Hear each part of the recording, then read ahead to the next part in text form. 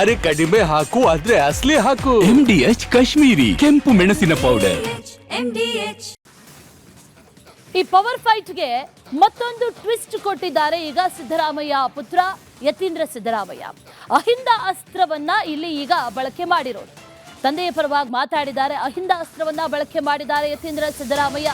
ರಾಜಕೀಯ ಶಕ್ತಿ ಬರಬೇಕಿದ್ರೆ ಹಿಂದುಳಿದ ಸಮುದಾಯಗಳು ಒಂದಾಗಬೇಕು ಅನ್ನುವಂಥದ್ದನ್ನ ಹೇಳಿದ್ದಾರೆ. ಆ ಮೂಲಕ ಅಹಿಂದ ಟ್ರಂಪ್ ಕಾರ್ಡ್ ಅನ್ನ ಪ್ರಯೋಗ ಮಾಡಿದ್ದಾರೆ ಸಿಎಂ ಪುತ್ರ. ನಮ್ಮ ಸಮುದಾಯ ಎಂದಿಗೂ ಸಿದ್ದರಾಮಯ್ಯ ಅವರ ಪರವಾಗಿದೆ ಅನ್ನುವಂಥದ್ದನ್ನ ಹೇಳಿದ್ದಾರೆ. ನಮ್ಮ ಬಲದಿಂದಲೇ ಅವರು ದೇವರಾಜ ಅರಸು ಅವರ ದಾಖಲೆಯನ್ನ ಮೀರಿದ್ದಾರೆ ಅನ್ನುವಂಥದ್ದನ್ನ ಕೂಡ ಈಗ ಯತೀಂದ್ರ ಹೇಳಿರೋದು. ಪರೋಕ್ಷವಾಗಿ ಪೂರ್ಣಾವಧಿ ಸಿಎಂ ಆಗೋದಿಕ್ಕೆ ನಿಮ್ಮ ಬಲ ಬೇಕು ಅಂತ ಯತೀಂದ್ರ ಹೇಳಿರುವಂತಹ ಸ್ಟೇಟ್ಮೆಂಟ್. ಕೊಪ್ಪಳದಲ್ಲಿ ತಂದೆ ಪರ ಅಹಿಂದ ಅಸ್ತ್ರವನ್ನ ಪ್ರಯೋಗಿಸಿದ್ದಾರೆ ಯತೀಂದ್ರ ಸಿದ್ದರಾಮಯ್ಯ. ರಾಜಕೀಯ ಶಕ್ತಿ ಬರಬೇಕು ಅಂತಂದ್ರೆ ನಾವೆಲ್ಲ ಒಗ್ಗಟ್ಟಾಗಿರ್ಬೇಕು. ಒಗ್ಗಟ್ಟಲ್ಲೇ ಬಲ ಇರುವಂತದ್ದು. ಹಿಂದುಳಿದ ವರ್ಗದವರೆಲ್ಲರೂ ಕೂಡ ಒಗ್ಗಟ್ಟಾಗಿದ್ರೆ ಮಾತ್ರ ನಾವು ರಾಜಕೀಯ ಶಕ್ತಿ ಪಡ್ಕೊಳಕ್ಕಾಗುತ್ತೆ.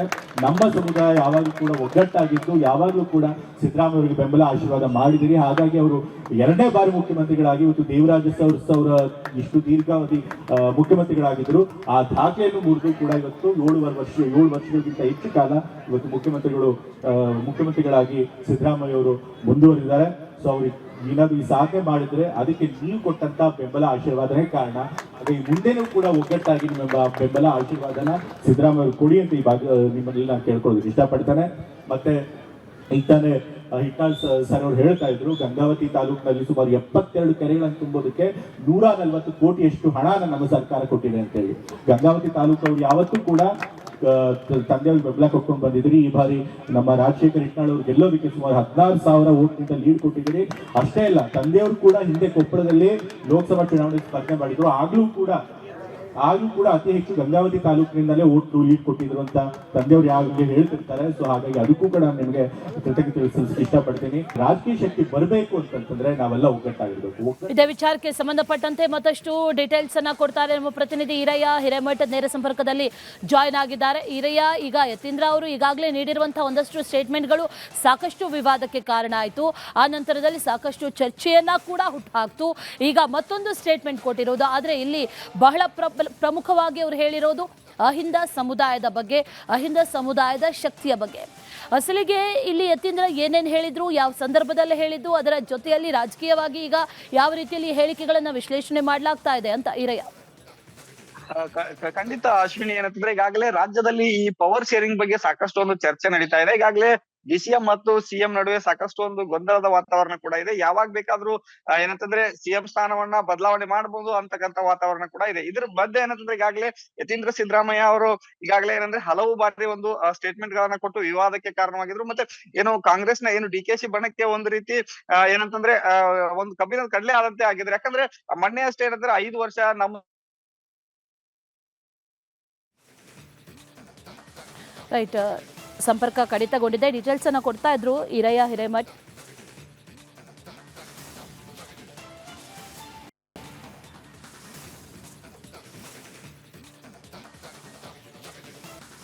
Welcome back. ಪ್ರಿಯಾಂಕ್ ಖರ್ಗೆ ಕರಾವಳಿ ವಿಚಾರದಲ್ಲಿ ಏನು ನಾಲಿಗೆ ಹರಿಬಿಟ್ಟಿದ್ದಾರೆ. ITBT ಸಚಿವ ಪ್ರಿಯಾಂಕ್ ಖರ್ಗೆ ಕರಾವಳಿಗೆ ಬಂಡವಾಳ ಹರಿದು ಬರ್ತಾರೆ, ಯಾಕಂತಂದ್ರೆ ಅಲ್ಲಿ ಕೋಮುವಾದ ಇದೆ, ಹಾಗಾಗಿ ಅಂತ ಏನು ಮಾತನಾಡಿದ್ದಾರೆ. ಈ ವಿಚಾರಕ್ಕೆ ಸಂಬಂಧಪಟ್ಟಂತೆ ವಾಗ್ಮಿ ಚಕ್ರವರ್ತಿ ಸೂಲಿಬೆಲೆ ಕಿಡಿಕಾರಿದ್ದಾರೆ. ಕಲಬುರಗಿಯಲ್ಲಿ MNCಗಳೇ ತುಂಬಿ ಹೋಗಿವೆ ನೋಡಿ ಅನ್ನೋ ಅರ್ಥದಲ್ಲಿ ಪ್ರಿಯಾಂಕ್ ಖರ್ಗೆ ವಿರುದ್ಧ ಚಿಂತಕ ಸೂಲಿಬೆಲೆ ಲೇವಡಿ ಮಾಡಿದ್ದಾರೆ. ಕರಾವಳಿಯಲ್ಲಿ ನೀವು ಬಂಡವಾಳ ಬಂದಿಲ್ಲ ಅಂತೀರಿ, ಕಲಬುರಗಿಯಲ್ಲಿ ಏನು MNCಗಳು ತುಂಬಿ ತುಳುಕ್ತಾ ಇದ್ದಾವ ಅಂತ ಕೇಳಿದ್ದಾರೆ.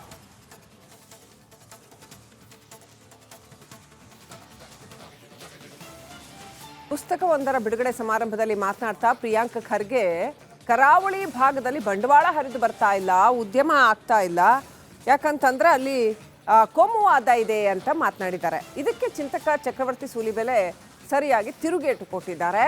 ಕಲಬುರಗಿಯಲ್ಲಿ MNCಗಳೇ ತುಂಬಿ ಹೋಗಿವೆ ಅಂತ ಅಷ್ಟೇ ಒಂದೇ ಲೈನ್ ಟ್ವೀಟ್ ಮಾಡಿರೋದು ಅವರು, ಬೇರೆ ಇನ್ನೇನು ಹೇಳಿಲ್ಲ. ಅದರಲ್ಲಿ ಅವರ ಟ್ವಿಟರ್ ಅಕೌಂಟಲ್ಲಿ ಜಸ್ಟ್ ಒಂದು ಲೈನ್ ಕಲಬುರಗಿಯಲ್ಲಿ MNCಗಳೇ ತುಂಬಿ ಹೋಗಿವೆ ಅಂತ ಹಾಕಿದ್ದಾರೆ. ಅಂದರೆ ಕಲಬುರಗಿಯಲ್ಲಿ ಏನು ಪರಿಸ್ಥಿತಿ ಆಗಿದೆ ಸ್ವಾಮಿ ನೋಡ್ಕೊಳ್ಳಿ ಸ್ವಲ್ಪ ಅಂತ ಹೇಳ್ದಂಗೆ ಅರ್ಥ.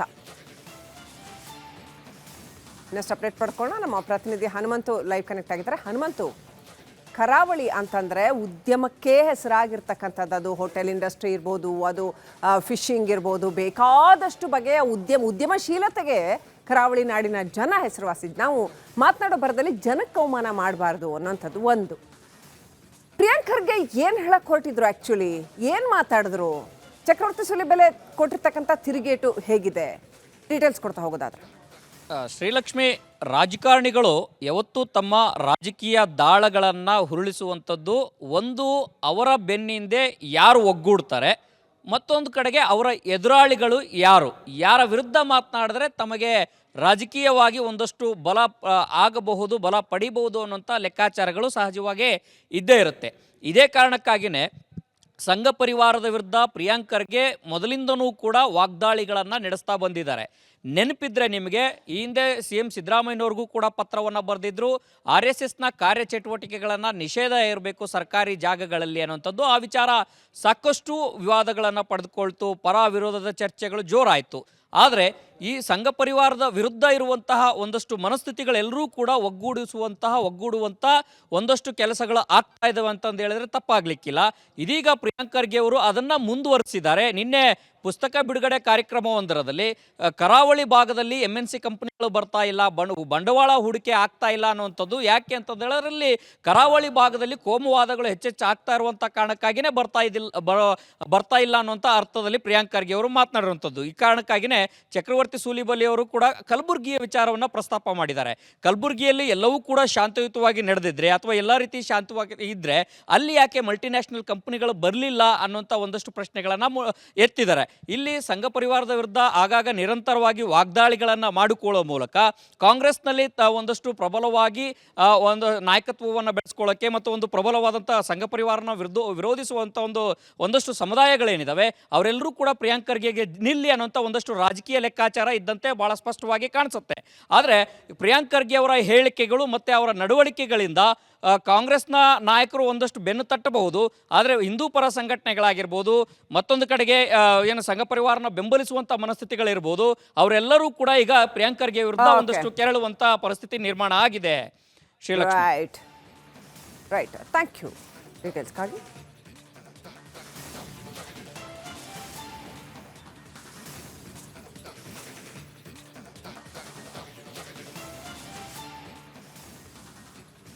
ವಿವಾದದ ಸುಳಿಯಲ್ಲಿ ಸಚಿವ ಪ್ರಿಯಾಂಕ್ ಖರ್ಗೆ ಅವರು ಸಿಕ್ಕಾಕೊಂಡಿದ್ದಾರೆ. ಈಗ RSS ಬಿಜೆಪಿ ಬಗ್ಗೆ ಪ್ರಿಯಾಂಕ್ ಖರ್ಗೆ ಅವರು ವಿವಾದವನ್ನು ಸೃಷ್ಟಿ ಮಾಡಿದ್ದಾರೆ. RSS ದೆವ್ವವಿದ್ದಂತೆ ಬಿಜೆಪಿ ದೆವ್ವದ ನೆರಳು, ನಾವು ನೆರಳಿನ ಜೊತೆ ಹೋರಾಟವನ್ನ ಮಾಡಬಾರದು.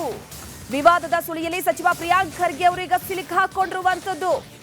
RSS ಬಿಜೆಪಿಯ ಬಗ್ಗೆ ಪ್ರಿಯಾಂಕ್ ಖರ್ಗೆ ಅವರು ವಿವಾದವನ್ನ ಸೃಷ್ಟಿ ಮಾಡಿದ್ದಾರೆ. RSS ದೆವ್ವವಿದ್ದಂತೆ ಬಿಜೆಪಿ ದೆವ್ವದ ನೆರಳು, ನಾವು ನೆರಳಿನ ಜೊತೆ ಯಾವತ್ತೂ ಕೂಡ ಹೋರಾಟವನ್ನ ಮಾಡಬಾರ್ದು, ದೆವ್ವದ ಜೊತೆ ಹೋರಾಟವನ್ನ ಮಾಡಬೇಕು. RSS ವಿರುದ್ಧ ಮತ್ತೆ ನಾಲಿಗೆನ ಹರಿಬಿಟ್ಟಿದ್ದಾರೆ ಪ್ರಿಯಾಂಕ್ ಖರ್ಗೆ ಅವರು. ಆಗಾಗ RSS ವಿಚಾರಕ್ಕೆ ಸಂಬಂಧಪಟ್ಟಂತೆ ಈ ರೀತಿಯ ಹೇಳಿಕೆಗಳನ್ನ ಪ್ರಿಯಾಂಕ್ ಖರ್ಗೆ ಅವರು ಕೊಡ್ತಾನೆ ಇರ್ತಾರೆ. ಈಗ RSS ದೆವ್ವ, ಬಿಜೆಪಿ ದೆವ್ವದ ನೆರಳು ಎನ್ನುವ ಮುಖಾಂತರವಾಗಿ ವಿವಾದದ ಹೇಳಿಕೆಯನ್ನ ಸೃಷ್ಟಿ ಮಾಡಿದ್ದಾರೆ. RSS ಇಲ್ಲ ಅಂದ್ರೆ BJP is going to be worse than JDS. ಬರ್ಕೊಡ್ತೀನಿ. ಪ್ರಾದೇಶಿಕ ಪಕ್ಷಕ್ಕಿಂತ ಕನಿಷ್ಠ ಹಾಲತ್ತಾಗುತ್ತೆ. ನಾವೇನ್ ಮಾಡ್ತಾ ಇದ್ದೀವಿ ಅಂದ್ರೆ ನಾವು ದೆವ್ವದ ನೆರಳು ಜೊತೆ ಜಗಳ ಆಡ್ತಾ ಇದ್ದೀವಿ. ದೆವ್ವದ ನೆರಳು ಯಾವುದು? ಬಿಜೆಪಿ. ದೆವ್ವ ಯಾವುದು? ಸೊ ಈ ನೆರಳು ಜೊತೆ ಜಗಳ ಆಡೋದು ಬಿಟ್ಟು ನಾವು ದೆವ್ವ ಜೊತೆ ಜಗಳ ಆಡಿದ್ರೆ ಆಟೋಮ್ಯಾಟಿಕ್ ಆಗಿ ನಮ್ಮ ದೇಶ ಸುಧಾರಣೆ ಆಗುತ್ತೆ. RSSಗೆ ಹಣದ ಮೂಲ ಯಾವುದು ಅಂತ ಪ್ರಿಯಾಂಕ್ ಖರ್ಗೆ ಮತ್ತೆ ಕೆದಕಿದ್ದಾರೆ. RSSಗೆ ಅಮೆರಿಕ, ಇಂಗ್ಲೆಂಡ್ನಿಂದ ಹಣ ಹರಿದು ಬರ್ತಾ ಇದೆ ಅಂತ ಹೇಳಿದ್ದಾರೆ. ಗುರುದಕ್ಷಿಣೆ ಮೂಲಕ ಹಣ ಬರುತ್ತೆ ಅಂತ RSS ಹೇಳ್ತಾ ಇದೆ. RSS ಕಾನೂನಿನ ಅಡಿ ರಿಜಿಸ್ಟರ್ ಆಗೋ ತನಕ ಬಿಡೋ ಮಾತೇ ಇಲ್ಲ ಅಂತ ಮತ್ತೆ RSS ವಿರುದ್ಧ ಸಚಿವ ಪ್ರಿಯಾಂಕ್ ಖರ್ಗೆ ಕೆಂಡ ಕಾರಿದ್ದಾರೆ. ಇವ್ರದ್ದು ನೆಟ್ವರ್ಕ್ ಮಾಡಿಬಿಟ್ಟಿದ್ದಾರೆ. ನೀವು ಎಲ್ಲ ಓದಿದಿರೋ ಗೊತ್ತಿಲ್ಲ, ಮೊನ್ನೆ ಒಂದು ಪ್ರತಿಷ್ಠಿತವಾದಂಥ ಪತ್ರಿಕೆಯಲ್ಲಿ ಬಂದಿತ್ತು. ಮೋರ್ ದೆನ್ 2500 ಆರ್ಗನೈಸೇಷನ್ಸ್ ನೆಟ್ವರ್ಕ್ ಇದೆ. ಅಮೇರಿಕ ಇರ್ಬೋದು, ಇಂಗ್ಲೆಂಡ್ ಇರ್ಬೋದು, ಅಲ್ಲೆಲ್ಲಿಂದ ದುಡ್ಡು ತಗೊಂಡು ನಾನು ಹೇಳ್ತಾ ಇದ್ದೀನಿ, these people are into money laundering. ಇವ್ರಿಗೆ ಎಲ್ಲಿಂದ ಬರ್ತಾ ಇದೆ ಸರ್ ಇಷ್ಟು ದುಡ್ಡು? ಹೇಗೆ ಬರ್ತಾ ಇದೆ? ಇವರು ನಾವೆಲ್ಲರೂ ಒಳ್ಳೆ ನಾಗರಿಕರಾಗಬೇಕಂತೆ, ನಾವು ಇನ್ಕಮ್ ಟ್ಯಾಕ್ಸ್ ಕಟ್ಟಬೇಕು. ಇವ್ರದ್ದು ಒಂದು ನೆಟ್ವರ್ಕ್ ಮಾಡಿಬಿಟ್ಟಿದ್ದಾರೆ. ನೀವು ಎಲ್ಲ ಓದಿದಿರೋ ಅಲ್ಲ ಗೊತ್ತಿಲ್ಲ. ಮೊನ್ನೆ ಒಂದು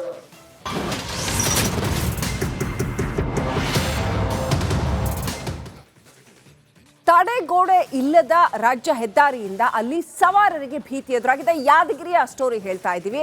ಅಲ್ಲಿ ರಾಜ್ಯ ಹೆದ್ದಾರಿ ನಿರ್ಮಾಣ ಮಾಡಿದ್ದಾರೆ, ಕಾಮಗಾರಿ ಮುಗ್ದಿದೆ, ಆದ್ರೆ ತಡೆಗೋಡೆ ಇಲ್ಲ. ಎಷ್ಟು ಕೆಟ್ಟದಾಗಿದೆ ಅಂತಂದ್ರೆ ಅಲ್ಲಿ ಜಾಗ, ಅಕಸ್ಮಾತ್ ಅಲ್ಲಿ ಸೂಕ್ತವಾದ ಲೈಟಿನ ವ್ಯವಸ್ಥೆನೂ ಕೂಡ ಇದೆಯೋ ಇಲ್ಲೋ ಗೊತ್ತಿಲ್ಲ.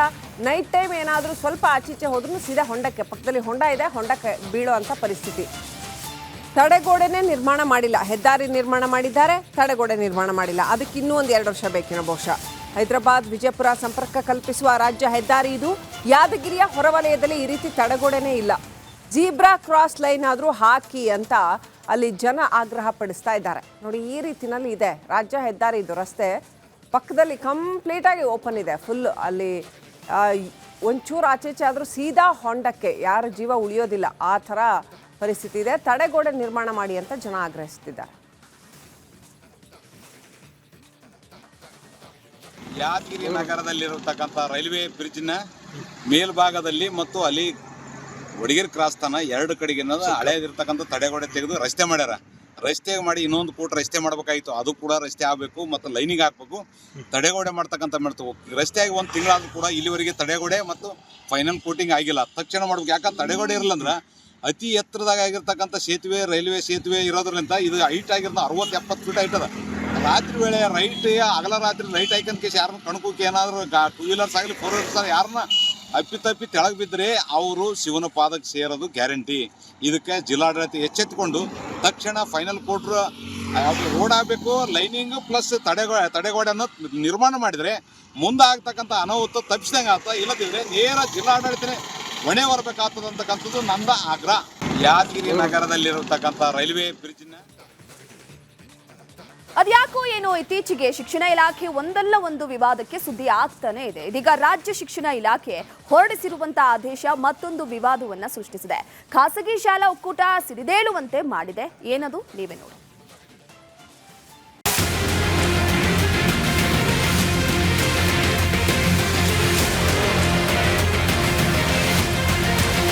ಈ ರಾಜ್ಯ ಶಿಕ್ಷಣ ಇಲಾಖೆಗೆ ಅದೇನಾಗಿದೆಯೋ ಗೊತ್ತಿಲ್ಲ, ಒಂದಲ್ಲ ಒಂದು ವಿವಾದಿತ ನಿಯಮಗಳನ್ನ ಜಾರಿ ಮಾಡ್ತಾನೆ ಇದೆ.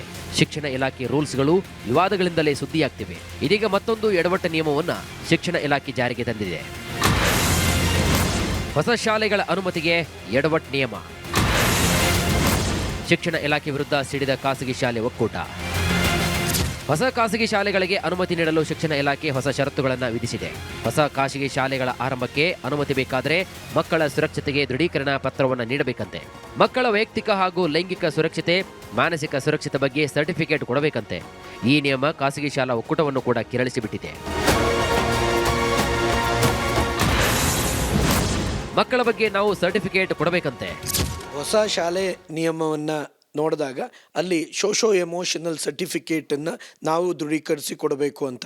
ಅಪ್ಪ ಅಮ್ಮನೇ ಇವತ್ತಿನ ದಿನ ಮಕ್ಕಳ ಬಗ್ಗೆ ಆ ಒಂದು ಎಮೋಷನ್ಸ್ ಎಲ್ಲಿದ್ದಾರೆ ಅನ್ನೋದನ್ನು ಕೊಡೋಕ್ಕಾಗದೇ ಇರೋವಂಥ ಸಂದರ್ಭದಲ್ಲಿ ನಾವು ಕೊಟ್ಟರೆ ಅದು ಪ್ರಾಮಾಣಿಕವಾಗಿರುತ್ತಾ, ಇದಕ್ಕೆ ಸಂಬಂಧಪಟ್ಟವ್ರು ಕೊಡೋದಾ, ನಾವು ಕೊಡೋದಾ, ನಾವು ಅಂಡರ್ಟೇಕಿಂಗ್ ಕೊಟ್ಟರೆ ಅದು ಹೆಂಗೆ ಪರಿಗಣಿಸಲಾಗುತ್ತೆ ಅನ್ನೋದು ಒಂದು ಕಡೆ ಇದೆ. ಮಕ್ಕಳ ಸರ್ಟಿಫಿಕೇಟ್ ಕೊಡಲು ನಾವೇನು ವೈದ್ಯರ? ನಾವು ಕೊಟ್ಟರೆ ಅದು ಎಷ್ಟು ನೈಜವಾಗಿರುತ್ತೆ, ನಾವು ಕೊಡೋದಕ್ಕೆ ಅರ್ಹತೆ ಇದೆಯಾ, ನಾವು ಮತ್ತೆ ನಾಳೆ ಅಂಡರ್ಟೇಕಿಂಗ್ ಕೊಡ್ತೀವಿ ನಾವು ಮಗುವಿನ ಸುರಕ್ಷತೆ ಸೋಷಲ್ ಎಮೋಷನಲ್ ಆಗಿ ಸೆಕ್ಯೂರ್ ಆಗಿದೆ ಅಂತ, ಅದು ಸಾಧ್ಯವಾ ಅನ್ನತಕ್ಕಂಥ ಪ್ರಶ್ನೆ ನಮ್ಮನ್ನು ಕಾಡ್ತಾ ಇದೆ. ಇದು ನಾಳೆ ಮತ್ತೆ ಲೀಗಲಿಗೆ ತೊಂದರೆ ಆಗಬಾರ್ದು ಅನ್ನೋದಕ್ಕಲ್ಲಿ ನಾವು ಶಿಕ್ಷಣ ಇಲಾಖೆಗೆ ಇದನ್ನು ಪುನಃ ಪರಿಶೀಲನೆ ಮಾಡೋದಕ್ಕೆ ಮನವಿ ಮಾಡ್ತೀವಿ. ಪೋಷಕರೇ ಮಕ್ಕಳ ಬಗ್ಗೆ ಸರ್ಟಿಫಿಕೇಟ್ ಕೊಡಲ್ಲ. ಅಲ್ಲ, ಪೋಷಕರೇ ಅವ್ರ ಮಕ್ಕಳ ಬಗ್ಗೆ ಇವತ್ತು ಸೋಶೋ ಎಮೋಷನಲ್ ಸೆಕ್ಯೂರಿಟಿಯನ್ನು ಕೊಡೋಕ್ಕಾಗದೇ ಇರೋಂಥ ಪರಿಸ್ಥಿತಿಲಿ ಅವ್ರು ನಮಗೆ ಯಾವ ಥರ ಅದನ್ನು ಮನವಿ ಮಾಡ್ತಾರೆ ಅಥವಾ ನಾವು ಯಾವ ಥರ ಕೊಡೋದು ಅನ್ನೋದೇ ಯಕ್ಷ ಪ್ರಶ್ನೆ ಆಗಿದೆ. ಸರ್ಟಿಫಿಕೇಟ್ ಕೊಡಲು ಏನು ಮಾನದಂಡ? ಒಂದಷ್ಟು ಗೊತ್ತಿಲ್ಲ ಯಾರು ಬುದ್ಧಿಜೀವಿಗಳು ಅದನ್ನು ಮಾಡಿದ್ದಾರೆ ಅಂತ. ಒಂದು ಕಡೆ ಒಳ್ಳೆಯದೇ ಇರ್ಬೋದು, ಅದರ ಅಗತ್ಯತೆ ಇವತ್ತಿನ ಸಮಾಜಕ್ಕೆ ಅಗತ್ಯ ಇದೆ. ಆದರೆ ಯಾರು ಕೊಡೋದು, ಹಿಂಗೆ ಕೊಡೋದು, ಏನು ಮಾನದಂಡ ಅನ್ನೋದಕ್ಕೆ ಸ್ಪಷ್ಟ ಬೇಕು. ಶಿಕ್ಷಣ ಇಲಾಖೆ ಹೊರಡಿಸಿರುವಂತಹ ಈ ಆದೇಶ ಭಾರಿ ಗೊಂದಲವನ್ನ ಸೃಷ್ಟಿ ಮಾಡಿರುವುದಂತೂ ಸತ್ಯ. ರಿಪಬ್ಲಿಕ್ ಕನ್ನಡ, ಬೆಂಗಳೂರು.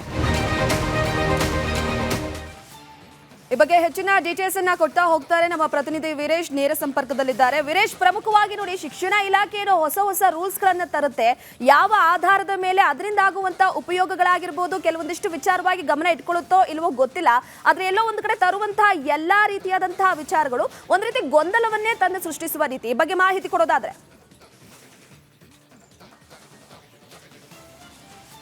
ರೂಪಾ, ಈಗ ಶಾಲಾ ಶಿಕ್ಷಣ ಇಲಾಖೆ ಹೊಸ ಆದೇಶ ಮಾಡಿದೆ. ಯಾರು ಹೊಸ ಶಾಲೆಗಳನ್ನು ಪರ್ಮಿಷನ್ ಕೇಳ್ತಾರೆ ಆ ಒಂದು ಹೊಸ ಶಾಲೆಗಳಿಗೆ ಕೆಲವೊಂದು ಮಾನದಂಡಗಳನ್ನು ಅಂದರೆ ದೃಢೀಕರಣ ಪತ್ರ ಕೊಡಲೇಬೇಕಾಗತ್ತೆ. ಅದರಲ್ಲಿ ಈ ಸೆಕ್ಸುವಲಿ ಸೇಫ್ಟಿ ಮತ್ತು ಎಮೋಷನಲ್ ಸೇಫ್ಟಿ ವಿಚಾರವಾಗಿ ದೃಢೀಕರಣ ಪತ್ರ ಕೊಡಬೇಕೆಂಬುದು ಒಂದು ಕಡೆ ತಾಕೀತು ಮಾಡಿದರೆ. ಹೀಗಾಗಿ ಖಾಸಗಿ ಶಾಲಾ ಒಕ್ಕೂಟ ಒಂದು ಕಡೆ ಈ ಒಂದು ಆದೇಶಕ್ಕೆ, ಈ ಒಂದು ಮಾನದಂಡಕ್ಕೆ ಒಂದು ಕಡೆ ಆಕ್ರೋಶ ಹೊರಹಾಗ್ತಿದ್ದಾರೆ. ಯಾಕಂದರೆ ಒಂದು ಹೊಸ ಶಾಲೆ ಆರಂಭ ಆಗಬೇಕಂದ್ರೆ building safety, fire safety, land ವಿಚಾರವಾಗಿ ಒಂದು ಕಡೆ ಓಕೆ, ಬಟ್ ಈ ಸೆಕ್ಸುವಲ್ ಸೇಫ್ಟಿ ಮತ್ತು ಎಮೋಷನಲ್ ಸೇಫ್ಟಿ ಹೇಗೆ ಕೊಡೋಕ್ಕಾಗುತ್ತೆ ಎಂಬುದು. ಯಾಕಂದರೆ ಮಕ್ಕಳ ಮಾನಸಿಕತೆ ಯಾವ ರೀತಿ ಇರುತ್ತೆ ಗೊತ್ತಾಗಲ್ಲ.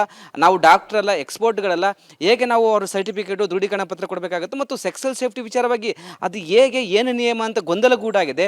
ಹೀಗಾಗಿ ಈ ಒಂದು ವಿಚಾರವಾಗಿ ಒಂದು ಕಡೆ ಶಾಲಾ ಶಿಕ್ಷಣ ಇಲಾಖೆ ಇದೀಗ ಶಾಲಾ ಅಧಿಕಾರಿಗಳು, ಯಾಕಂದರೆ ಸಚಿವರಿಗೆ ಮೀಟ್ ಮಾಡಲು ಮುಂದಾಗ್ತಿದ್ದಾರೆ. ಯಾಕಂದರೆ ಈ ಒಂದು ಆದೇಶವನ್ನು ನಮಗೆ ಮಾಡೋಕ್ಕಾಗಲ್ಲ. ಯಾಕಂದರೆ ಪೋಷಕರೇ ಈ ಒಂದು ದೃಢೀಕರಣ ಪತ್ರ ಮಕ್ಕಳ ವಿಚಾರವಾಗಿ ಕೊಡಲ್ಲ, ನಾವೇಗೆ ಕೊಡಕ್ಕೆ ಬರುತ್ತೆ ಎಂಬುದು ಒಂದು ಕಡೆ ಆಕ್ರೋಶ, ಅಸಮಾಧಾನ ಹೊರಹಾಗ್ತಿದ್ದಾರೆ. ಹೀಗಾಗಿ ಬೇಗ ಈ ಒಂದು ಆದೇಶವನ್ನು ಮರುಪರಿಶೀಲನೆ ಮಾಡಬೇಕು ಮತ್ತು ಈ ಒಂದು ಆದೇಶವನ್ನು ವಾಪಸ್ ತೆಗೆದುಕೊಳ್ಬೇಕೆಂಬುದು ಒಂದು ಕಡೆ ಒತ್ತಾಯವಾಗಿದೆ. ಯಾಕಂದರೆ ಇಲ್ಲಿ ಎರಡು ಪ್ರಮುಖವಾಗಿದೆ. ಎಮೋಷನಲ್ ಸೇಫ್ಟಿ, ಯಾಕಂದರೆ ಮಕ್ಕಳ ಮಾನಸಿಕತೆ ವಿಚಾರವಾಗಿ ಒಂದು ಕಡೆ ದೃಢೀಕರಣ ಕೊಡಬೇಕು. ಯಾಕಂದರೆ ಮಕ್ಕಳು ಯಾವ ರೀತಿ ಇರ್ತಾರೆ ಶಾಲೆಗಳಲ್ಲಿ, ಅವರ ಹಾವಭಾವ ಹೇಗಿರುತ್ತೆ ಎಂಬುದು ಆ ಒಂದು ವಿಚಾರವಾಗಿ ದೃಢೀಕರಣ ಪ್ರಮಾಣ ಪತ್ರ ಕೊಡಬೇಕು ಮತ್ತು ಶಾಲೆಯಲ್ಲಿ ಸೆಕ್ಸುವಲಿ ಸೇಫ್ಟಿ ವಿಚಾರವಾಗಿ ಕೊಡಬೇಕಂತ. ಹೀಗಾಗಿ ಅದಕ್ಕೆ ಮಾರ್ಗಸೂಚಿ ಸಹ ನೀಡಿಲ್ಲ.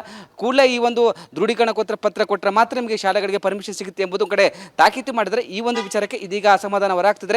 ಹೀಗಾಗಿ ಬೇಗ ಈ ಒಂದು ಆದೇಶವನ್ನು ಪುನರ್ ಪರಿಶೀಲನೆ ಮಾಡಿ ಆದೇಶವನ್ನು ವಾಪಸ್ ತೆಗೆದುಕೊಳ್ಬೇಕಂತ ಒಂದು ಕಡೆ ಒತ್ತಾಯ ಸಹ ಮಾಡ್ತಿದ್ರೆ.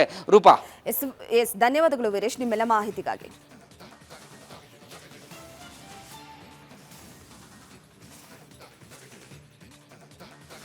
Welcome back. ಹಿಂಬಾಕಿ ಸೇರಿ ವಿವಿಧ ಬೇಡಿಕೆಗಳನ್ನು ಈಡೇರಿಸಬೇಕು ಅಂತ ಪಟ್ಟು ಹಿಡಿದು ಸಾರಿಗೆ ಸಿಬ್ಬಂದಿ ಸಮರ ಸಾರಿದ್ದಾರೆ.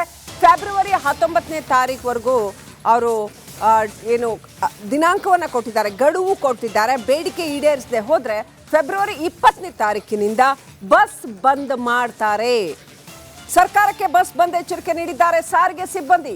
ಬೇಡಿಕೆ ಈಡೇರಿಸದೇ ಇದ್ರೆ ಫೆಬ್ರವರಿ 20ರಿಂದ ಮತ್ತೆ ಬಸ್ ಬಂದ್ ಮಾಡ್ತೀವಿ ಅಂತ ಕಳೆದ ವರ್ಷ ಕೂಡ ಇದೇ ರೀತಿ ಹೋರಾಟವನ್ನು ಮಾಡಿದ್ರು ಸಾರಿಗೆ ಸಿಬ್ಬಂದಿ.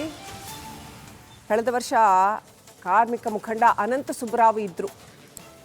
ಈ ಸಾರಿ ಅನಂತ ಸುಬ್ಬರಾವ್ ಅವರಿಲ್ಲ, ಇತರೆ ಕಾರ್ಮಿಕ ಮುಖಂಡರಿದ್ದಾರೆ.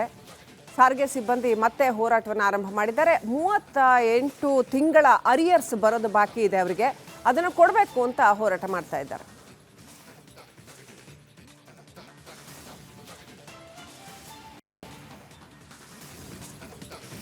ಒಂದು ಕಡೆ ಪವರ್ ಫೈಟ್ ನಡೀತಾ ಇದೆ ರಾಜ್ಯ ಸರ್ಕಾರದಲ್ಲಿ, ಅದರ ಮಧ್ಯದಲ್ಲಿ ಶಾಸಕರ ಫಾರಿನ್ ಟೂರ್ ವಿಚಾರ ಸಾಕಷ್ಟು ಚರ್ಚೆಗೆ ಕಾರಣ ಆಗಿತ್ತು. ಈ ಚರ್ಚೆಯ ನಂತರದಲ್ಲೂ ಕೂಡ ಒಂದಷ್ಟು ಶಾಸಕರು ಈಗ ನಾಳೆ ಫಾರಿನ್ ಟೂರ್ ಹೋಗೋದಕ್ಕೆ ರೆಡಿ ಮಾಡ್ಕೊಂಡಿದ್ದಾರೆ. ನಾಳೆ ಶಾಸಕರಿಂದ ಬೆಂಗಳೂರಿನಿಂದ ಆಸ್ಟ್ರೇಲಿಯಾಗೆ ಟ್ರಿಪ್. ರಾತ್ರಿ 8 ಗಂಟೆಗೆ ವಿದೇಶ ಪ್ರವಾಸಕ್ಕೆ ಶಾಸಕರು ತೆರಳುತ್ತಾರೆ. ಮಾರ್ಚ್ 1ರಂದು ಬೆಂಗಳೂರಿಗೆ ವಾಪಸ್ ಆಗ್ತಾರೆ ಶಾಸಕರು. ಸಮಾನ ಮನಸ್ಕ ಕಾಂಗ್ರೆಸ್ ಶಾಸಕರಿಂದ ವಿದೇಶ ಪ್ರವಾಸ. ಇದರಲ್ಲಿ ಈ ಶಾಸಕರಲ್ಲಿ ಬಹಳಷ್ಟಿರೋದು ಸಿಎಂ ಬಣದಲ್ಲಿ ಗುರುತಿಸಿಕೊಂಡಿರೋ ಶಾಸಕರೇ ಬಹಳ ಹೆಚ್ಚಿರೋದು. ಕೆಲ ಶಾಸಕರಿಗೆ ವೀಸಾ ಸಿಕ್ಕಿಲ್ಲ, ರದ್ದಾಗಿದೆ. ಹಾಗಾಗಿ ಅವರ ಪ್ರವಾಸ ರದ್ದಾಗಿದೆ ಬಿಟ್ಟರೆ ಉಳಿದಂಥವರು ಈಗ ಹೋಗ್ತಾ ಇದ್ದಾರೆ ಅನ್ನುವಂಥ ಮಾಹಿತಿ. ಸಾಕಷ್ಟು ಚರ್ಚೆಗಳಾಯಿತು. ಯಾವ ಕಾರಣಕ್ಕೆ ಹೋಗ್ತಾ ಇದ್ದಾರೆ, ಯಾರ ದುಡ್ಡಲ್ಲಿ ಹೋಗ್ತಾ ಇದ್ದಾರೆ, ಅದರ ಜೊತೆಯಲ್ಲಿ ಯಾವ ಕಾರಣಕ್ಕೆ ಹೋಗ್ತಾ ಇದ್ದಾರೆ ಅನ್ನುವಂಥದ್ದು. ಕೆಲವೊಬ್ರು ಖಾಸಗಿ ಪ್ರವಾಸ ಅಂತ ಹೇಳಿದ್ರೆ, ಕೆಲವೊಬ್ರು ಅಧ್ಯಯನ ಪ್ರವಾಸ ಅಂತ ಹೇಳಿದ್ರು. ಅದೇನೇ ಇರಲಿ, ನಾಳೆ 8 ಗಂಟೆಗೆ ಈ ಶಾಸಕರೆಲ್ಲರೂ ಕೂಡ ಸೇರಿ ವಿದೇಶ ಪ್ರವಾಸಕ್ಕೆ ಹೋಗೋದಕ್ಕೆ ರೆಡಿ ಮಾಡ್ಕೊಂಡಿದ್ದಾರೆ.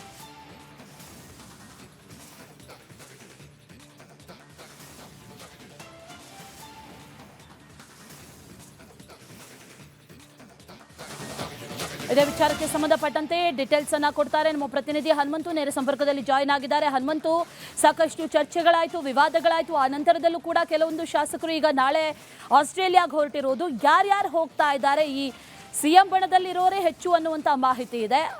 ಯಾರ್ಯಾರು ಹೋಗ್ತಾ ಇದ್ದಾರೆ, ಯಾರು ವೀಸಾ ರದ್ದಾಗಿದೆ, ಡೀಟೇಲ್ಸ್ ಏನಿದೆ?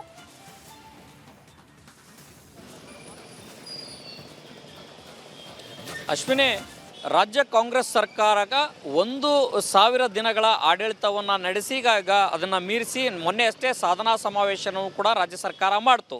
ಆದರೆ ಸರ್ಕಾರ ರಚನೆ ಆದಾಗಿಂದ ಹಿಡಿದು ಇಲ್ಲಿಯವರೆಗೂ ಕೂಡ ಮತ್ತೆ ಸದ್ಯದ ಪರಿಸ್ಥಿತಿಯಲ್ಲಿ ಬೂದಿ ಮುಚ್ಚಿದ ಕೆಂಡದಂತೆ ನಾಯಕತ್ವ ಬದಲಾವಣೆಯ ವಿಚಾರ ಚರ್ಚೆಯ ಮುನ್ನೆಲೆಗೆ ಆಗಾಗ ಬರುತ್ತೆ ಮತ್ತೆ ಸೈಲೆಂಟ್ ಆಗುತ್ತೆ. ಇದರ ನಡುವೆ ಒಂದಷ್ಟು DCM DK ಶಿವಕುಮಾರ್ ಅವರು ಕೂಡ ಹೈಕಮಾಂಡ್ ನಾಯಕರನ್ನ ಭೇಟಿಯಾಗಿ ರಾಜ್ಯಕ್ಕೆ ವಾಪಸ್ ಬಂದರು. ಮತ್ತೊಂದು ಕಡೆಗೆ CM ಕೆಲ ಶಾಸಕರು, ಕಾಂಗ್ರೆಸ್ನಲ್ಲಿರುವಂತಹ ಸಚಿವರು ಮತ್ತು ಶಾಸಕರು ವಿದೇಶಿ ಟೂರ್ಗೆ ಎಲ್ಲ ರೀತಿಯ ಸಿದ್ಧತೆಗಳನ್ನು ಮಾಡಿಕೊಂಡಿದ್ರು. ಸರಿಸುಮಾರು 35 ಜನ ಶಾಸಕರು ವಿದೇಶಿ ಪ್ರವಾಸಕ್ಕೆ ಹೋಗಬೇಕು ಅನ್ನೋಂಥ ಲೆಕ್ಕಾಚಾರದಲ್ಲಿ ಇದ್ದರು. ಇದು ಕಾಂಗ್ರೆಸ್ ಹೈಕಮಾಂಡ್ ಕೂಡ ಗಮನಕ್ಕೆ ಬಂತು. ಮತ್ತೊಂದು ಕಡೆಗೆ ಗೊಂದಲವೂ ಕೂಡ ಸೃಷ್ಟಿಯಾಯಿತು. ಹಾಗಾಗಿ ಇದನ್ನು ಒಂದಷ್ಟು ಶಾಸಕರು ಇಲ್ಲ ಇದು ಅಧ್ಯಯನ ಪ್ರವಾಸ ಅಂತಂದು ಹೇಳಿದ್ರು, ಇನ್ನು ಕೆಲ ಶಾಸಕರು ಇಲ್ಲ ಇದು ಖಾಸಗಿ ಪ್ರವಾಸ ಅಂತಂದು ಹೇಳಿದ್ರು. ಒಟ್ಟಾರೆಯಾಗಿ ಒಂದಷ್ಟು ಗೊಂದಲ ಅಯೋಮಯೋ ಆಗಿರುವಂಥ ಕಾರಣಕ್ಕಾಗಿ ಈಗ ಹೋಗ್ತಾ ಇರುವಂಥ ಶಾಸಕರ ಸಂಖ್ಯೆ ಸ್ವಲ್ಪ ಕಡಿಮೆ ಆಗಿದೆ ಅನ್ನುವಂಥ ಮಾಹಿತಿಗಳು ಈಗ ಲಭ್ಯ ಆಗ್ತಾ ಇರುವಂಥದ್ದು. ಆ ಕಡಿಮೆ ಆದ್ರೂ ಕೂಡ ಒಂದಷ್ಟು ಶಾಸಕರೆಲ್ಲರೂ ಕೂಡ ನಾಳೆ ನೈಟ್ 8 ಗಂಟೆಗೆ ಆಸ್ಟ್ರೇಲಿಯಾ ಪ್ರವಾಸವನ್ನು ಕೈಗೊಳ್ಳಲಿಕ್ಕೆ ಎಲ್ಲ ಸಿದ್ಧತೆಗಳನ್ನು ಮಾಡ್ಕೊಂಡಿದ್ದಾರೆ. ಇನ್ನು ಕೆಲ ಶಾಸಕರು ವೀಸಾ ಕ್ಲಿಯರೆನ್ಸ್ ಸಿಕ್ಕಿಲ್ಲ ಅನ್ನುವಂಥದ್ದು, ಯಾರಿಗೆಲ್ಲ ವೀಸಾ ಕ್ಲಿಯರೆನ್ಸ್ ಸಿಕ್ಕಿಲ್ಲ ಅವರ ಪ್ರವಾಸವನ್ನು ರದ್ದುಗೊಳಿಸ್ಕೊಂಡಿರುವಂಥದ್ದು. ಜೊತೆಗೆ ಕೆಲವರು ವೈಯಕ್ತಿಕವಾಗಿ ಟಿಕೆಟ್ ಕೂಡ ಬುಕ್ ಮಾಡ್ಕೊಂಡಿದ್ರು ವಿದೇಶಿ ಪ್ರವಾಸಕ್ಕೆ ಹೋಗಬೇಕು ಅನ್ನೋಂಥ ಕಾರಣಕ್ಕಾಗಿ. ಆದರೆ ಅವರ ಪ್ರವಾಸವೂ ಕೂಡ ರದ್ದಾಗಿದೆ. ಆದರೆ ಸರಿಸುಮಾರು 15ರಿಂದ 16 ಜನ ಶಾಸಕರು ಹೋಗುವಂಥ ಲೆಕ್ಕಾಚಾರದಲ್ಲಿ ಇದ್ದಂತೆ ಇದೆ. ಆದರೆ ಅಂತಿಮವಾಗಿ ನಾಳೆ ಫ್ಲೈಟ್ ಎಷ್ಟು ಜನ ಹತ್ತುತ್ತಾರೆ ಅನ್ನೋಂಥದ್ದು ಕೂಡ ಕಾದು ನೋಡಬೇಕಾಗಿದೆ. ಯಾಕಂತಂದು ಹೇಳಿದ್ರೆ ಈಗಾಗಲೇ ಹೈಕಮಾಂಡ್ ಮಟ್ಟದಲ್ಲೂ ಕೂಡ ವಿದೇಶಿ ಪ್ರವಾಸದ ವಿಚಾರ ಒಂದಷ್ಟು ಹೈಕಮಾಂಡ್ ನಾಯಕರ ಗಮನಕ್ಕೂ ಹೋಗಿರುವಂಥ ಕಾರಣಕ್ಕಾಗಿ ಇದರ ಎಲ್ಲ ಸೂಕ್ಷ್ಮಾತಿ ಸೂಕ್ಷ್ಮಗಳ ಕಂಡು ಈ ಪ್ರವಾಸದ ಮೇಲಿರುವಂಥ ಕಾರಣಕ್ಕಾಗಿ ಒಂದಷ್ಟು ಎಚ್ಚರಿಕೆ ನಡೆಗಳನ್ನು ಅನುಸರಿಸ್ತಾ ಇದ್ದಾರೆ. ಆದರೆ CM ಸಿದ್ದರಾಮಯ್ಯನವ್ರನ್ನ ಬೆಂಬಲಿಸುವಂಥ ಶಾಸಕರೇ ಹೋಗ್ತಾ ಇರುವಂಥ ಕಾರಣಕ್ಕಾಗಿ ಸಹಜವಾಗಿಯೇ DCM DK ಶಿವಕುಮಾರ್ ಅವರ ಬೆಂಬಲಿಸುವಂಥ ಶಾಸಕರು ಕೂಡ ಇದರ ಮೇಲೆ ಒಂದು ಸೂಕ್ಷ್ಮವಾದ ಕಣ್ಣನ್ನು ಇಟ್ಟಿರುವಂಥದ್ದು ಗೊತ್ತಾಗ್ತಾ ಇರುವಂಥದ್ದು. Ashwini, right. Hanumanthu, thank you ಡೀಟೇಲ್ಸ್ಗೆ.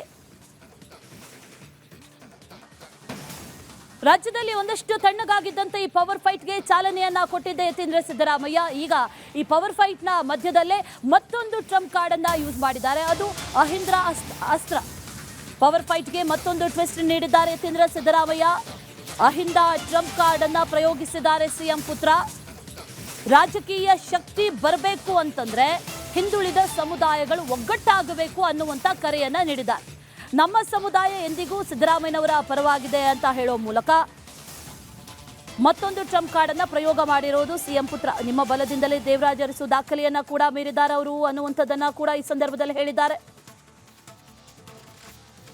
ಶಕ್ತಿ ಬರಬೇಕು ಅಂತಂದ್ರೆ ನಾವೆಲ್ಲ ಒಗ್ಗಟ್ಟಾಗಿರ್ಬೇಕು. ಒಗ್ಗಟ್ಟಲ್ಲೇ ಬಲ ಇರುವಂತದ್ದು. ಹಿಂದುಳಿದ ವರ್ಗದವರೆಲ್ಲರೂ ಕೂಡ ಒಗ್ಗಟ್ಟಾಗಿದ್ರೆ ಮಾತ್ರ ನಾವು ರಾಜಕೀಯ ಶಕ್ತಿ ಪಡ್ಕೊಳಕ್ಕಾಗುತ್ತೆ.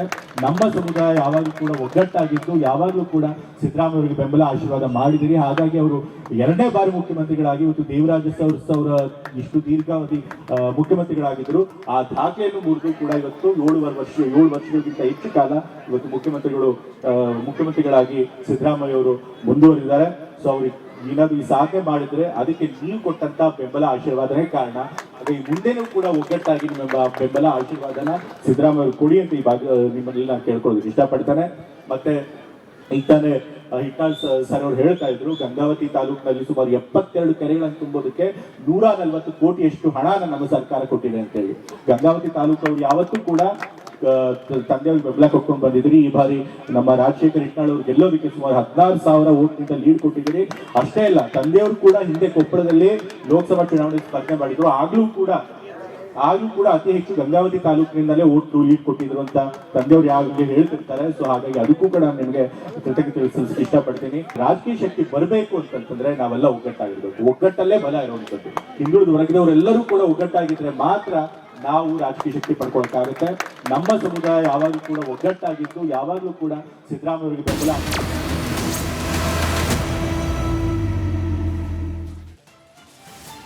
ಈ ಹಿಂದೆ ಸ್ವಲ್ಪ ದಿನಗಳ ಹಿಂದೆ ಪ್ರಿಯಾಂಕ್ ಖರ್ಗೆ RSS ವಿರುದ್ಧ ಒಂದಷ್ಟು ಸ್ಟೇಟ್ಮೆಂಟ್ಗಳನ್ನು ಕೊಟ್ಟರು. ಅದರ ಜೊತೆಯಲ್ಲಿ ಪಥಸಂಚಲನ ನಡೆಯುವಂಥ ಸಂದರ್ಭದಲ್ಲಂತೂ ಪಥಸಂಚಲನ ನಡಿಲೇಬಾರದು ಅನ್ನುವಂಥದ್ದನ್ನ ಕೂಡ ಹೇಳಿದ್ರು. ಜೊತೆಗೆ RSS ಬ್ಯಾನ್ ಆಗಬೇಕು ಅನ್ನುವಂಥ ಹೇಳಿಕೆಗಳನ್ನು ಕೊಟ್ಟಂತ ಪ್ರಿಯಾಂಕ್ ಖರ್ಗೆ ಈಗ RSS ಮೇಲೆ ಬಹಳ ಗಂಭೀರವಾದಂಥ ಆರೋಪಗಳನ್ನು ಮಾಡಿದ್ದಾರೆ. ಆರ್ಎಸ್ಎಸ್ ಮೇಲೆ ಮನಿ ಲಾಂಡ್ರಿಂಗ್ ಆರೋಪವನ್ನು ಮಾಡಿದ್ದಾರೆ ಪ್ರಿಯಾಂಕ್ ಖರ್ಗೆ. ಆರ್ಎಸ್ಎಸ್ಗೆ ಅಮೆರಿಕ, ಇಂಗ್ಲೆಂಡ್ನಿಂದ ಹಣ ಬರ್ತಾ ಇದೆ, ಗುರುದಕ್ಷಿಣೆ ಮೂಲಕ ಹಣ ಬರುತ್ತೆ ಅಂತ ಆರ್ಎಸ್ಎಸ್ ಹೇಳುತ್ತೆ. ಆದರೆ ಇದರ ಹಿಂದೆ ಮನಿ ಲಾಂಡ್ರಿಂಗ್ ಜಾಲ ಇರಬಹುದು ಅನ್ನುವಂಥದ್ದನ್ನ ಈಗ ಪ್ರಿಯಾಂಕ್ ಖರ್ಗೆ ಹೇಳಿದ್ದಾರೆ. ಕಾನೂನಿನ ಅಡಿಯಲ್ಲಿ ಆರ್ಎಸ್ಎಸ್ ರಿಜಿಸ್ಟರ್ ಆಗೋ ತನಕ ಬಿಡುವಂತ ಮಾತೇ ಇಲ್ಲ ಅಂತ ಪ್ರಿಯಾಂಕ್ ಖರ್ಗೆ ಹೇಳಿದ್ದಾರೆ.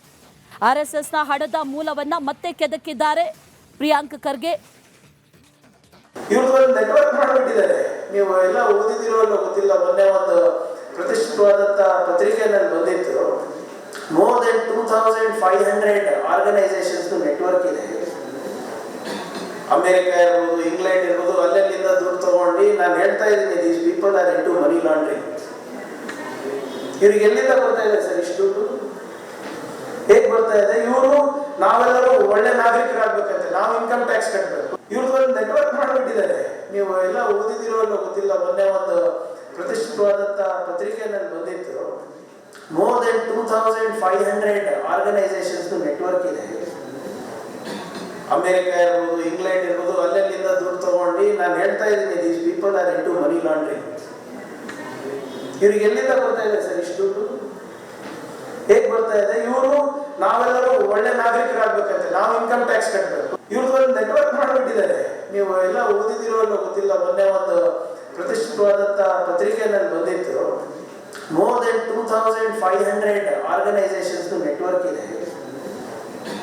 ಅಮೆರಿಕ ಇರ್ಬೋದು, ಇಂಗ್ಲೆಂಡ್ ಇರ್ಬೋದು, ಅಲ್ಲೆಲ್ಲಿಂದ ದುಡ್ಡು ತಗೊಂಡು ನಾನು ಹೇಳ್ತಾ ಇದ್ದೀನಿ, these people are into money laundering. ಇವ್ರಿಗೆ ಎಲ್ಲಿಂದ ಬರ್ತಾ ಇದೆ? ಮೈದಾನ ಇದೆ, ಸಂತೆ ಬೀದಿ. ಬೆಕ್ಲು ಶಿವ ಮರ್ಡರ್ ಕೇಸ್ನಲ್ಲಿ ಈಗಾಗಲೇ ಭೈರತಿ ಬಸವರಾಜ್ ಲಾಕ್ ಆಗಿದ್ದಾಗಿದೆ. ಅದರ ಜೊತೆಯಲ್ಲಿ ಈಗಾಗಲೇ ಕಸ್ಟಡಿಗೂ ಕೂಡ ಪಡ್ಕೊಂಡಿದ್ದಾರೆ. 7 ದಿನಗಳ ಕಾಲ ಕಸ್ಟಡಿಗೆ ಪಡ್ಕೊಂಡಿದ್ದಾರೆ. ವಿಚಾರಣೆ ನಡೀಬೇಕು. ಈ ಸಂದರ್ಭದಲ್ಲಿ ವಿಚಾರಣೆ ನಡೀಬೇಕು ಅಂತಂದ್ರೆ ಪ್ರಮುಖ ಸಾಕ್ಷಿಗಳು ಸಿಗಬೇಕು. ಆ ಪ್ರಮುಖ ಸಾಕ್ಷಿಗಳಿಗಾಗಿ ಈಗ ಖಾಕಿ ತಲಾಶ್ ನಡೆಸ್ತಾ ಇದೆ. ಅಧಿಕಾರಿಗಳಿಂದ ಮೊಬೈಲ್ ಅನ್ನ ಏನಾದರೂ ಬಚ್ಚಿಟ್ಟು ಭೈರತಿ ಕಳ್ಳಾಟ ಆಡ್ತಿದ್ದಾರಾ ಅನ್ನುವಂಥ ಒಂದಷ್ಟು ಅನುಮಾನಗಳು, ಶಂಕೆ ಈಗ ಪೊಲೀಸರಿಗೂ ಕೂಡ ಕಾಡ್ತಾ ಇರೋದು. ಅದೇ ನಿಟ್ಟಿನಲ್ಲಿ ಮೊಬೈಲ್ನಲ್ಲಿ ಏನಾದರೂ ಈ ಪ್ರಮುಖ ಆರೋಪಿ ಬಿಕ್ಲು ಶಿವ ಕೊಲೆ ಪ್ರಕರಣದ ಪ್ರಮುಖ ಆರೋಪಿ ಆಗಿರುವಂತಹ ಜಗ್ಗನೊಂದಿಗೆ ಏನಾದರೂ ಇರುವಂತಹ ಸಂಬಂಧ ಅಥವಾ ಸಂಪರ್ಕಕ್ಕೆ ಸಾಕ್ಷ್ಯಗಳಿದೆಯಾ ಅನ್ನುವಂಥ ನಿಟ್ಟಿನಲ್ಲೂ ಕೂಡ ಒಂದಷ್ಟು ಹುಡುಕಾಟಗಳನ್ನು ಮಾಡಲಾಗ್ತಾ ಇದೆ. ಭೈರತಿಯನ್ನು ವಶಕ್ಕೆ ಪಡೆದಿದ್ದಾರೆ ಸಿಐಡಿ. ಈಗ ತೀವ್ರ ವಿಚಾರಣೆಯನ್ನ ಕೂಡ ನಡೆಸ್ತಾ ಇದ್ದಾರೆ. ಅದರ ಜೊತೆಯಲ್ಲಿ ಜಗ್ಗ ಮತ್ತು ಭೈರತಿ ನಡುವಿನ ಸಂಪರ್ಕವನ್ನು ಎಸ್ಟಾಬ್ಲಿಷ್ ಮಾಡಬೇಕು ಅಂತಂದ್ರೆ ಇವರ ನಡುವೆ ನಡೆದಿರುವಂತಹ ಈ ಸಂಭಾಷಣೆಗಳು, ಅದರ ಜೊತೆಯಲ್ಲಿ ಈ ಕೊಲೆ ನಡೆದಿರುವಂತಹ ಸಂದರ್ಭದಲ್ಲಿ ಆಗಿರುವಂತಹ ಫೋನ್ ಕಾಲ್ಸ್, ಅತಿ ಹೆಚ್ಚಿನ ಫೋನ್ ಕಾಲ್ಸ್ ಭೈರತಿ ಬಸವರಾಜ್ ಅವ್ರಿಗೆ ಬಂದಿರೋದು ಅನ್ನುವಂಥ ವಿಚಾರ, ಜೊತೆಯಲ್ಲಿ ಒಂದಷ್ಟು ಮಾತುಕತೆಗಳನ್ನು ಆಡಿದ್ದಾರೆ ಅನ್ನುವಂಥದ್ದು ಕೂಡ ಗೊತ್ತಾಗಿದೆ. ಆದರೆ ಈ ಮೊಬೈಲನ್ನೆಲ್ಲಾದರೂ ಬಚ್ಚಿಟ್ಟು ಏನಾದರೂ ಕಳ್ಳಾಟ ಆಡ್ತಿದ್ದಾರೆ ಅನ್ನುವಂಥ ನಿಟ್ಟಿನಲ್ಲೂ ಕೂಡ ಈಗ ಅಧಿಕಾರಿಗಳು ಶೋಧ ಕಾರ್ಯವನ್ನು ನಡೆಸ್ತಾ ಇದ್ದಾರೆ. ಇದರ ಕೆಂಪು ಬಣ್ಣ ಅದ್ಭುತ, ಖಾರ ಕಡಿಮೆ ಆದರೂ ರುಚಿಕರ. MDH ಕಾಶ್ಮೀರಿ.